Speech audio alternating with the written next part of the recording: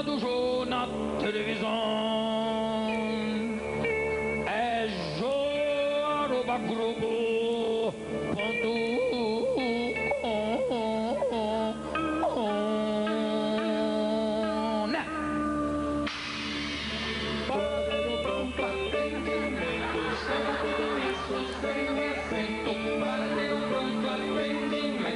Saiba tudo isso sem acento. Programa do Jô na televisão é jô@globo.com.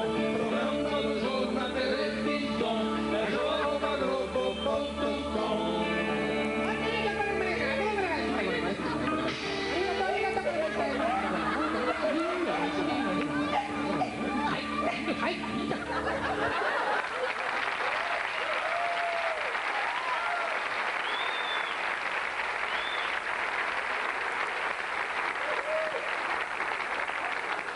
Olha, tem uma piada de português, vamos parar com esse negócio, que nós temos inclusive um câmera que veio direto de Portugal, que está ali em cima, mais conhecido como o português.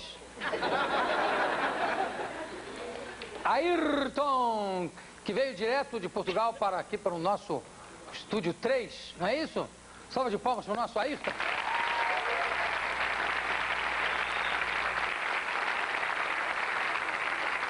Ayrton, este é o seu momento da fama!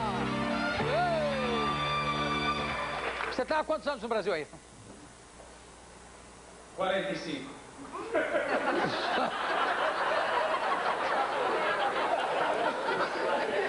E você tem quanto de idade?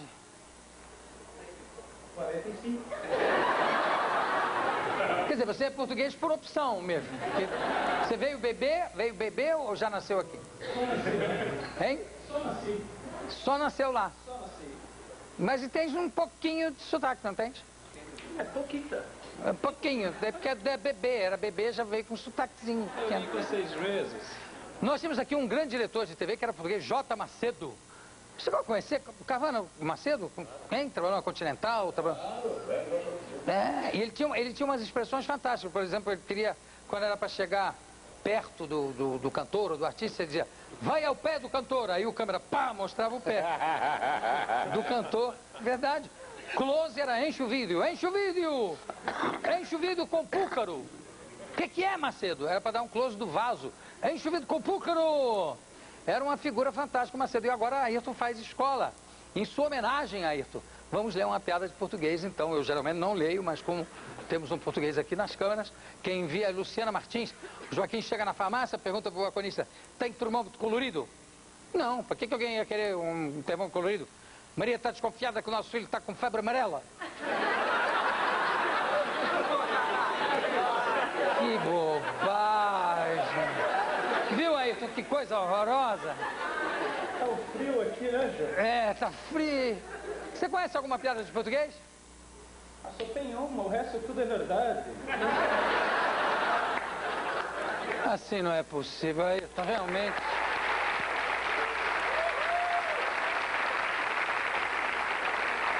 Hugo Carvana, venha pra cá, vamos lá.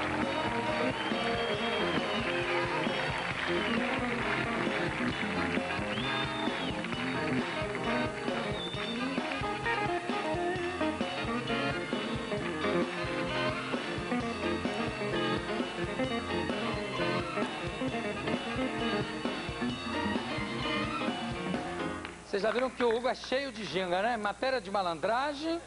Hein, Carvana? Podia entrar pro grupo do Rua em Dança, né? Carvaninha, Dança em Rua, aliás, hein? Carvaninha das Arábia chegou cheio de chiquê para fazer uma festinha para você. Olha que bonitinho. Hugo, você pensou a trabalhar primeiro como ator, né? Eu comecei como figurante de cinema, né, Jô? Figurante? É. Mentira que você foi figurante. Eu comecei como figurante. É, eu ficava batendo palma pra Emilinha Borba, lá no fundo. De smoking? De smoking.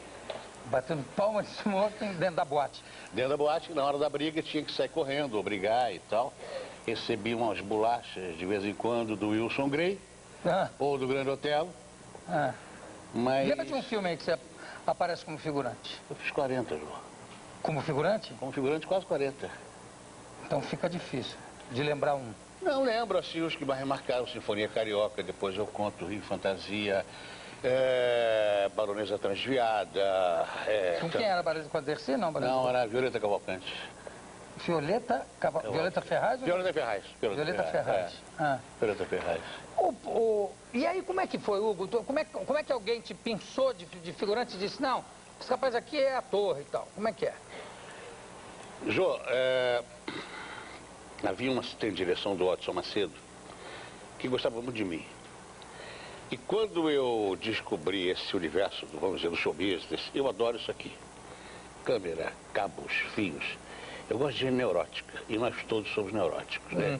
A gente que faz televisão, cinema, a gente tem uma certa adrenalina, e isso me apaixonou desde o início.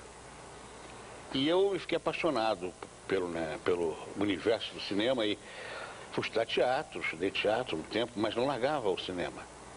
E havia um assistente de direção do Odson Macedo, o Ismar Porto, que gostava muito de mim. E ele sabia que eu era muito esperto, e eu era muito esperto mesmo. Eu queria crescer dentro disso. E um dia eu fiz um filme que o diretor era o Lulu de Barros, famoso Lulu de Barros. Grande Lulu de Barros. E o Lulu de Barros... Pioneiro do cinema no Brasil. Pioneiro do cinema. O Lulu de Barros ia fazer uma cena que ele precisava de um figurante para tocar violão no fundo do quadro. Era uma cena que os atores estavam no primeiro plano, no segundo plano. E ele perguntou, quem sabe tocar violão? Eu falei, eu. Ele falou, sabe, toca, eu quero ver. Aí eu peguei o violão, eu nunca toquei violão. Mas eu peguei o violão e fiz aqueles acordes. O mar, blolom, quando quebra na praia, blolom. É bonito, blolom. É o mesmo acorde. O mar, blolom, né? Ele falou, tá ótimo, fica aí. Aí o Ismar Porto viu e começou a rir. Que moleque sem vergonha. E eu aí ganhei, eu acho que o primeiro plano próximo da minha vida. E o Lulu achou ótimo. Ah, meu menino toca bem, pode deixar. Pronto. E aí o Ismar Porto, sempre que ele começava a filmar, ele ligava e me chamava. E aí eu fui fazendo. Qual foi o primeiro papel com fala, assim? Você lembra? Foi um filme chamado Contrabando. Você fazia o quê? De um diretor chamado Al Gil. A única coisa que eu dizia era, por ali! E saía correndo atrás do... E foi de primeira, pelo menos isso? Foi de primeira. Foi de primeira. Depois eu fiz um filme, aí eu já estava em teatro, já estava fazendo temporada, viajando, mambembando pelo Brasil. Mas o primeiro fora. foi por ali! Por ali, por ali! Aí todo mundo saia correndo atrás de um contrabandista no Cabo do Porto. Uma cena horrível, aliás. Qual foi a maior mancada que você viu em cinema ou que você fez em cinema? O primeiro trabalho que eu fiz não foi em cinema, foi em televisão. Na antiga TV Tupi, no Rio de Janeiro, um programa dirigido pelo Chianca de Garcia. Ao vivo? Ao vivo. Eu sou da televisão ao vivo. E foi o famoso programa onde era o Vida de Cristo, onde eu fui até rejeitado. O Jaci Campos, que era o assistente de direção, tinha mais de 100 candidatos e ele dizia assim, você pra cá, você pra lá, você pra cá, você pra lá era vai embora, não interessa. E lá fui eu embora. Mas eu fiquei no estúdio vendo a gravação, vendo o programa ao vivo, e foi o famoso programa onde a mosca pousou no nariz do Cristo e ele crucificado deu um tapa na mosca. Isso entrou para a história da televisão brasileira, né? Pregado na cruz. Deu um tapa e afastou a mosca. Voltei para casa frustradíssimo, a família zombou, cara, babaca, né?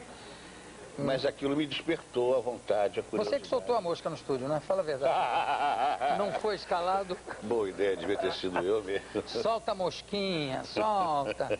E você já se viu em apuros diante de uma câmera, assim, ao vivo, esqueceu o texto? Várias vezes. Eu fazia um programa, Falcão Negro, lembra? Oh, claro. Gilberto Martins, lembra? Claro, claro. E às vezes tinha uma fala ou outra, está lá janeiro, traga o vinho, aquelas coisas, né? E ao vivo... Que era tudo em voz, tudo na segunda pessoa. E às vezes a voz embargava ou engasgava, porque a tensão do ao vivo é muito grande. É muito grande. Você sabe que uma vez o Gilberto Martins foi chamado, ele fazia muita... E era tudo voz, ides, voltais, quem sois e tal. Uma vez ele estava animando uma convenção de crianças, né? Que ele era muito chamado, porque o Falcão Negro era um ídolo, né? E aí as crianças estavam fazendo uma balbúrdia tão grande que um dos diretores falou assim, ô Gilberto, entra lá, Falcão já, né? Falcão Negro, entra lá, pede para as crianças ficarem quietinhas. Aí ele entrou no palco, fez: crianças, calai! E claro que a zorra continua, né? Eu fazia um programa chamado Câmera 1, fazia as pontinhas. Com Jaci Campos. Com Jaci Campos. E era um programa muito difícil, né? Eu escrevi alguns. É? É? Ah, legal, João. E era um programa difícil, você lembra? Porque tinha que mudar o cenário. E era uma câmera só? E era uma câmera só, então os cenários se mexiam para poder as cenas irem acontecendo, né? É. E você fez como ator, o Camarão? Algumas coisas, algumas pontinhas, mas sempre o nervosismo. Nasceu daí a famosa expressão as dálias do Fregolente, É. não é? Conta como é que foi. Havia um ator brasileiro fantástico chamado Fregolente, um ator de teatro, de televisão, e que na época da TV ao vivo ele tinha dificuldade de decorar. Então ele pegava, marcava o texto dele, as falas que ele tinha que dizer. Em vários papeizinhos, né? Vários papeizinhos, e ele colava assim. Aqui no copo do Jô, ele colocava aqui atrás para a televisão não mostrar. E cada marca que o diretor dizia: Fregolente, aí você levanta daí e vai até ali. Aí ele botava mais um papel lá. Nas costas de alguns atores. Nas costas de alguns. E um dia era um vaso de dálias. Ele colocou, que era um bife enorme que ele tinha que dizer, e ele colocou o texto naquele vaso de dálias. Mas na hora, poucos segundos antes de entrar no ar, ao vivo, um contra-regra louco mudou a dália de lugar. Foi o desespero para ele, e no meio do programa ele não aguentou e falou: onde está a minha dália? E ficou famoso. Nascia aí a expressão as dálias. Cadê as dálias? Eu não vivo sem as minhas dálias. Onde estão as minhas dálias? Exatamente. E quase matou o contra-regra de pancada. Era até no tempo de aventura, né, Jô? A televisão é uma coisa que começava, né? A gente tateava, não sabia que mistério era esse aí. Tinha uns de terror, tinha uns teatros de terror também. Tinha. Eu fiz muito teledrama no Canal 9, na Continental do Rio, que você acabou de falar agora, do J. Macedo. Com o Miele, com o Zé Miziara, lembra? É. O Miele a gente botava pimenta na comida. Miele botava comida. Para ele não comer, porque ele era diretor de estúdio, ele comia tudo que se usava em cena, ele comia. Uma vez eu enchi um frango de pimenta, ele parou na hora. Isso na Continental, né? Na Continental. Na Continental. Na TV Continental. Agora, dirigir cinema, como é que foi? Qual foi o primeiro que você dirigiu? Você já começou com o pé direito dirigindo, não foi? Jô, eu me envolvi tanto em cinema, cara. São 80 filmes, né? Eu me envolvi tanto em cinema, eu fiz tanto cinema, porque aí eu virei, fiz quase 40 chanchadas, nascia o Cinema Novo Brasileiro, eu entrava no Cinema Novo Brasileiro e ali fiz mais 40. Então, eu acabei aprendendo de tanto fazer. Eu já tinha vontade de ficar, enquanto eu não filmava, não tinha minha cena, evidente que eu ficava prestando atenção nas coisas e fui absorvendo, fui assimilando, e acabei com essa mosca de não dirigir. Mas já tinha escrito um roteiro nos anos 60, final dos anos 50, chamado Copacabana Zero Hora. É um filme que foi feito por um italiano, foi a minha primeira experiência literária. O roteiro foi com quem? Era um roteiro meu e de um rapaz chamado Floriano Peixoto. Era um filme sobre o submundo, sobre o bafão de Copacabana. Você chegou a escrever roteiros com o nosso querido Armando Costa. Meu mestre. Pum. Meu mestre. Bom, pois é, a culpa foi do Armando, num certo sentido, porque eu tinha feito um filme, eu tinha produzido, o primeiro filme que eu produzi, não dirigi, nem escrevi, eu produzi, chamava-se Capitão Bandeira contra o Dr. Moura Brasil. Era um filme do Antônio Calmon. Do Antônio Calmon. E eu produzi esse filme. Eu fiz um personagem, o Calmon escreveu para mim um personagem nesse filme, que era um personagem absurdo, anárquico, um personagem que não tinha nem pé nem cabeça em termos dramatúrgicos, não tinha linearidade, ele falava coisas absurdas e era um clown, um personagem solto, assim. E esse personagem teve muita empatia, se não com o público, mas pelo menos com a comunidade cinematográfica na época. Armando, que era meu amigo, meu amigão, falou: Carvana, aí depois disso, Cacá Diegues fez um filme chamado Quando o Carnaval Chegar. E apaixonado por aquele meu personagem, resolveu criar um outro personagem que era, na verdade, parecido, irmão daquele. Só que no filme do Cacá um pouco mais, vamos dizer, racional, um pouco mais linear como narrativa do personagem. Nascia um personagem na minha vida que acabou sendo um personagem que ficou uma marca minha, que eles chamam o vagabundo, o malandro. O malandrão, então, né? Bom, que foi... Vai trabalhar vagabundo. Então, o Armando, vendo esses dois filmes, falou, Carvana, por que a gente não escreve um filme agora para esse personagem? Aí eu achei ótima a ideia e fui fazer, então, um roteiro com o Armando Costa do Vai Trabalhar Vagabundo 1, onde eu não tinha intenção de dirigir. Eu tinha intenção de produzir. Terminado o roteiro, a minha paixão pelo personagem era tanta que eu fiquei com ciúme. Eu falei, porra, tudo bem, eu vou chamar um diretor, esse cara vai dirigir, mas não vai... Será que ele vai fazer aquilo que eu vejo? Será que eu não vou ter atrito com ele como ator? Porque eu escrevi a história. Eu sou ator do filme, vai ter problema. E aí eu tomei um susto, eu falei, eu vou dirigir esse filme. E eu me lembro que na época as pessoas mais chegadas, quando eu falei isso, as pessoas diziam, Carvana, você está maluco? Você nunca pegou nenhuma xereta? Não. Como é que você vai dirigir? Como é que você vai dirigir um filme? Eu falei, eu vou. E quando você tomou essa decisão, foi fácil arranjar a produção pro filme? Cara, foi complicado. Eu saía na luta, né? E ninguém queria financiar, as portas mais ou menos se fechavam, só queriam produzir com essa condição de eu não dirigir. Até, eu me lembro que um dia eu levei o projeto ao Severiano Ribeiro, que é o famoso exibidor lá no Rio de Janeiro, e apresentei o projeto ao diretor dele, né? Leram, me chamaram, disseram, gostamos muito do seu projeto. E vão produzir. E foi um sucesso. Eu dei pulos, eu vou te contar essa história, dei pulos de alegria. E eu me lembro que eu fazia análise na época, eu devia alguns meses ao meu analista. Primeira sessão de análise, eu fui lá e falei, vou te pagar, pronto, eu não vou te dever mais nada. Resolvi o filme, blá, blá, blá, blá. Com dinheiro da produção, já foi gastando dinheiro da produção. Mas 15 dias depois, ele me telefona, era um espanhol, disse, senhor Carvana, por favor, poderia vir aqui? Lá fui eu, ele falou, senhor Carvana, é uma lástima. Pero estuvimos vendo aí o cadastro e o senhor não tem um cadastro bom. Então, a empresa não quer mais produzir la película. Cara, isso foi uma ducha de água fria, foi um desespero. Me levou até as lágrimas, porque eu estava cansado de correr atrás de dinheiro. E a minha última ideia, minha última chance, eu procurei um amigo, mostrei para ele a história. O amigo gostou e falou, tudo bem, eu vou juntar mais 10 amigos e vamos fazer uma vaquinha e vamos produzir teu filme. Foi assim que eu produzi. E a música que é do Chico Buarque, como é que foi?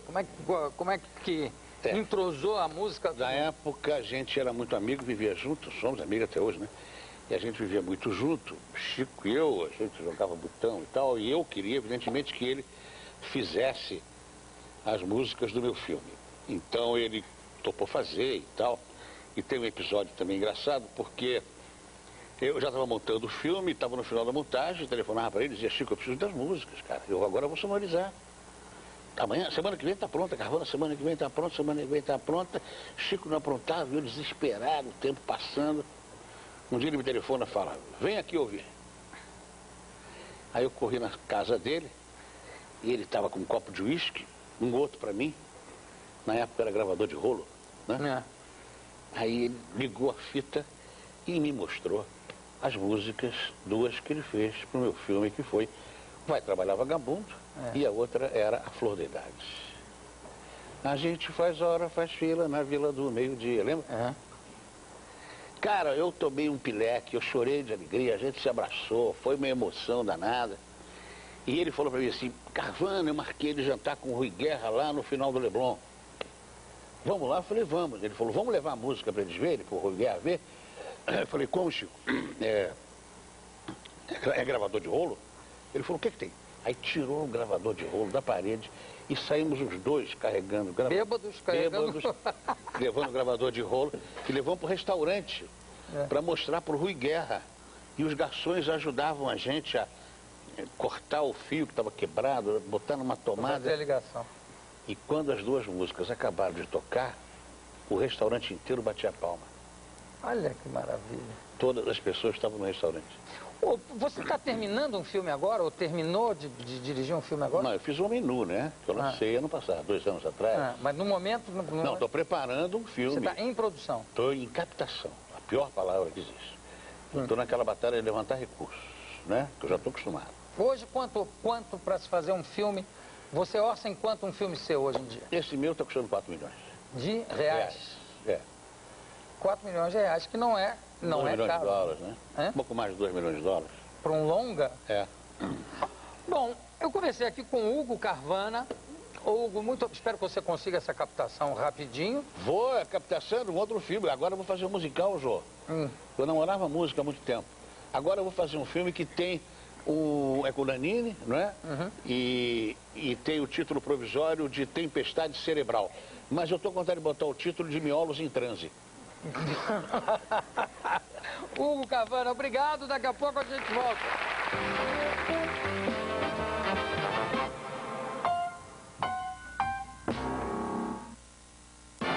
Amanhã você não pode perder o Festival da Música Brasileira com o super show de Barão Vermelho, Lenine e Elba Ramalho. Você meu bem, xenhen.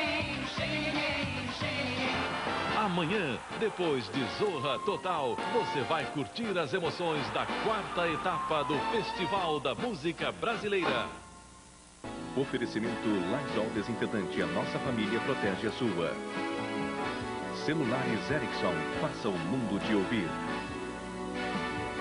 Inteligue de qualquer lugar para qualquer lugar. Disque 23. Eterra, a internet mais sua do que nunca. Ela quer inteligência, ousadia, beleza. Ela quer uma Marie Claire de setembro, com 140 dicas para a moda primavera-verão. E mais, os prós e contras de implantes nos seios. Uma noite, 2 versões. Ele e ela contam como foi a primeira vez no casal. Tudo para reduzir a celulite. E cupons com 20% de desconto para as leitoras. Marie Claire, chique é ser inteligente. Nós escutamos um barulho de freada, uma gritaria e um ruído de batida. E o indivíduo bateu com outro veículo, né? Devido à embriaguez, né? E veio pra cima dela, né? Aí que a minha esposa olhou e falou, nossa, mas é a nossa filha que tá aí, né? Aí a gente correu pra socorrer ela, né? Ela foi pro hospital. Aí no hospital ela teve uma anóxia cerebral, né? E ficou, até hoje ela se encontra no estado, vamos dizer assim, semi-vegetativo. Ela estava com 22 anos, uma pessoa alcoolizada, interrompeu a vida dela. Então a gente tem um sofrimento muito grande. Às vezes no canto do quarto, sem ninguém ver, você entendeu? A gente vai naquele cantinho e fica matutando, né? Puxa vida, será que isso aí vai acabar um dia? Programa de Redução de Acidentes nas Estradas. Governo Federal, trabalhando em todo o Brasil.